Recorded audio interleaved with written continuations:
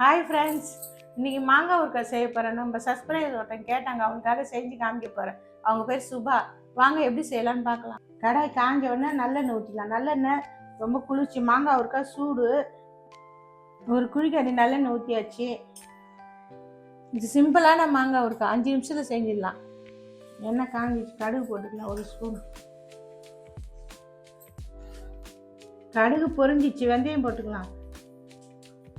ஒரு ஸ்பூன் வெந்தயம், கடுகு. மீடியம் சைஸ் மாங்காய் 2 மாங்காய் அரிஞ்சு வச்சுருக்கேன்.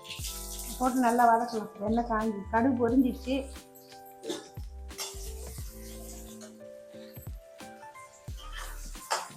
நல்லா எண்ணெயில் வதக்கிக்கலாம். ஒரு ஸ்பூன் உப்பு போட்டுக்கலாம்.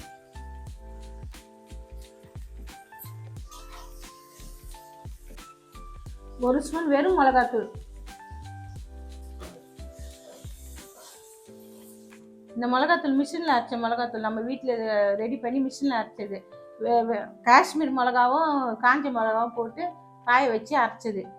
இது இந்த மாதிரி அரைச்சி வச்சிங்கன்னா ஊறுகாய் நல்லாயிருக்கும். ஊறுகாய் குழம்புக்கெல்லாம் நல்லாயிருக்கும். 5 நிமிஷம் ரெடி ஆகிடுச்சு பாருங்கள்.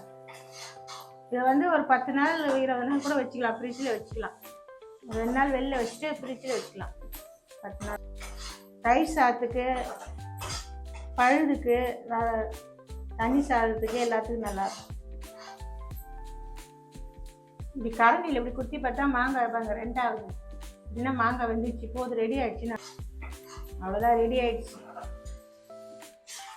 ஆறின உடனே பாருங்க தொக்கு மாதிரி ஆயிடுச்சு. நல்லா தலை இருக்கு பாருங்க. நல்லா சூப்பராக எண்ணெய் வடிஞ்சிருக்கு பாருங்க.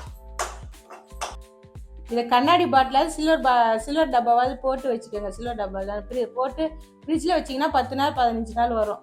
இல்லைன்னா உங்களுக்கு தேவையான கொஞ்சமாக செஞ்சிங்கன்னா ஒரு வாரத்துக்கு வச்சுக்கலாம். நிறையவும் செஞ்சு வச்சுக்கலாம், கொஞ்சமாகவும் செஞ்சு வச்சுக்கலாம். ஃப்ரிட்ஜில் வச்சுக்கணும் 10 நாள். சுபா, இந்த ரெசிபி ட்ரை பண்ணி பார்த்துட்டு எங்களுக்கு கமெண்ட்டில் சொல்லுங்கள்.